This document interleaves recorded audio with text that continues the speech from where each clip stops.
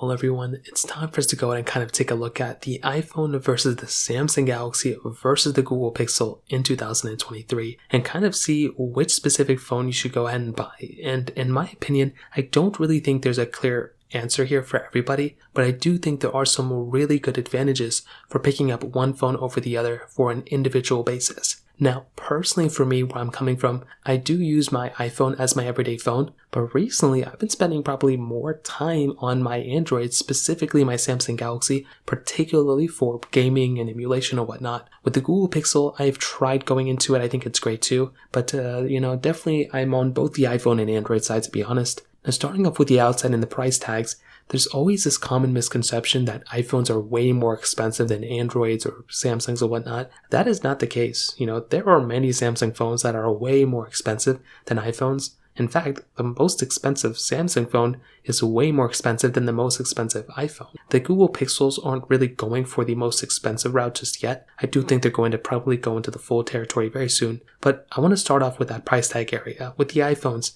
if you're comparing like an iPhone 14 against a Galaxy S23 versus like a Google Pixel 7, the Pixel 7 is going to be probably the cheapest option out of all three of those. But I've always seen that Pixels are, kind of released at the end of the year. Usually by the time the Pixel of that year is, released, the Samsung of that year, in this case the Galaxy S23, will already be cheaper than the latest Pixel, the Pixel 8 that's going to be coming out later that year. So even like if we're comparing brand new prices, obviously that's going to be different, but that price tag right there is already kind of cheaper on the Samsung side, including with iPhones. iPhones are released later that year as well, so by the time that year comes around, the Samsung has already depreciated so much that year that you could pick up one of those things in the used market for much cheaper. So that has always been one advantage I've seen with a lot of Samsung users of waiting out till the end of that year, buying it when those latest phones come out. People are selling their older phones, and then you can just pretty much go from there. Now with the iPhones, I think that's great too, but definitely when it comes down to the price tag, you can buy all of these in the used market all the time, but there isn't really one advantage over the other one besides Samsung if you're comparing them within a year basis. Now, in terms of the hardware themselves, they're all over the place. I will say with the iPhones, right, the feature set isn't really as, kind of dispersed as it used to be. So with the features that Apple brings out year after year after year, there still aren't as many features on like an iPhone than there are on a Samsung phone. I would say a Samsung phone has more features overall than both the iPhone and the Google Pixel. The Pixel and the iPhone are very similar, but even then, I find that the iPhone has been staggering a little bit more for the last few years. I would say from 2020 onwards, they haven't really brought any crazy cool advantages besides 120Hz ProMotion. There hasn't really been that much development, both from a hardware side and with the software side. I feel like they've been kind of staggering a little bit, recently. And I feel like Google is kind of in the same spot as well. They've dropped the Pixel lineup, which was amazing, but I will say from the Pixel 6, 7, I feel like they need to do a better job on the chipsets inside. So I feel like from the external, like the hardware outside, the Pixel is doing really well, and I like the design of it and the display of it, but I would probably rank the Galaxies of having probably the best displays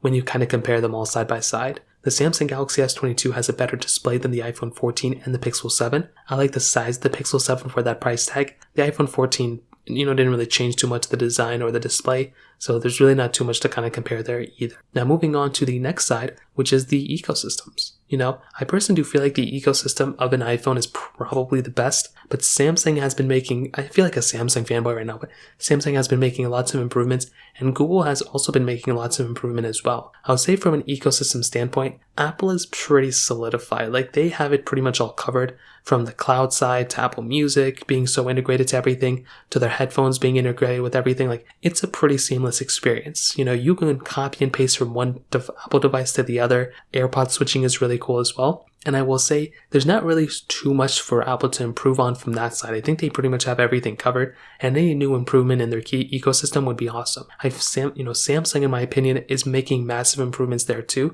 But I think one of the cooler advantages Samsung has over both the Google Pixel and with the iPhone is the ability to charge other Samsung-related devices from their device. With Google, for example, you can't really charge the Pixel Watch from your Pixel phone, which is kind of weird, But Samsung, you can charge up your Pixel Buds, your headphones, and you can charge up your Samsung Galaxy Watch from that as well, which is amazing. You don't have that ability on either one of these phones.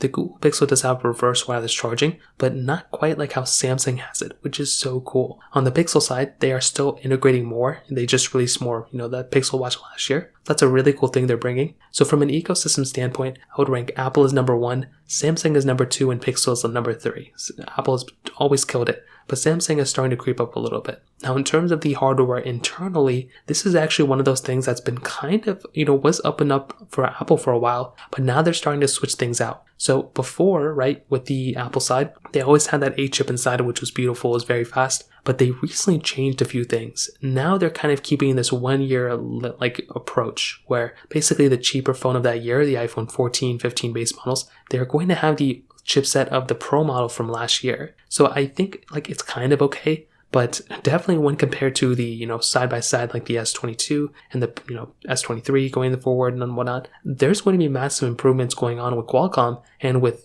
maybe even the Tensor chipset that Apple may not be able to implement on their base phone until for another 2 years. So that's kind of one thing to keep in mind. Now with the Samsung side, definitely I would say when it comes down to gaming and emulation and anything associated with that, Samsung is probably top tier. Those Qualcomm chipsets inside are amazing and I love those chipsets a lot. And they are my go-to gaming device. If I'm going to game pretty much for a majority of things, if I'm not on my PC, I'm always using my Samsung Galaxy S22. It is my go-to gaming device. That chipset is so optimized, I can install third-party applications unlike on iPhones, and I can go ahead and make sure that those applications are super optimized for that phone. With the Pixel side, it's definitely a smoother operating system. So it's not as clunky, it's not as bulky, but that Tensor chipset, it does well in a lot of things, but from a performance standpoint with those Mali GPUs, they just don't perform that well. And that has been the one thing I've been noticing, and a lot of people have been noticing as well, that the performance of something like a Pixel 7 for emulation and gaming, like heavy intensive gaming, when compared to something like a Samsung Galaxy, there's just no competition. The Google Pixel,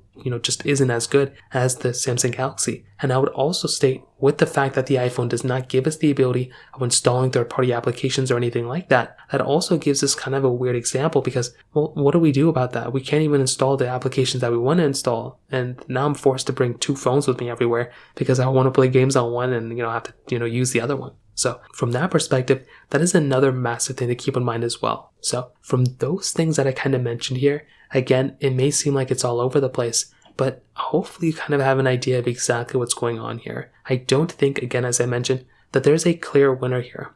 I don't think the iPhone is best for everyone, much like how I don't think the Samsung or Google Pixel are best for everybody either. But I would say for the basic user out there, if you are already immersed into the Apple ecosystem in one way or another, getting an iPhone is always the best way to go. It's just a smooth phone. If you don't expect the craziest amount of features of all time, you want something that works, well, getting an iPhone is a really good choice. But beyond that, getting a Samsung Galaxy is a very good choice as well. This is a very, very good phone that has a bunch of features in it. So many features, in fact, you will probably never even use all the features that this phone has going for it. It's always been one of the craziest things in my opinion, and that's just one of those things that this Samsung Galaxy has pretty much going for it. On the Google Pixel side, this is another very good phone. It has lots of features, lots of stuff built in, and you can't really go wrong with that phone either. But do keep in mind Google, it is making lots of improvements in that chipset, but I do think at some point, I think they're going to need to push a little bit further from that performance side, but that's pretty much how 3 of these phones kind of compare in 2023. If you have any other thoughts or questions,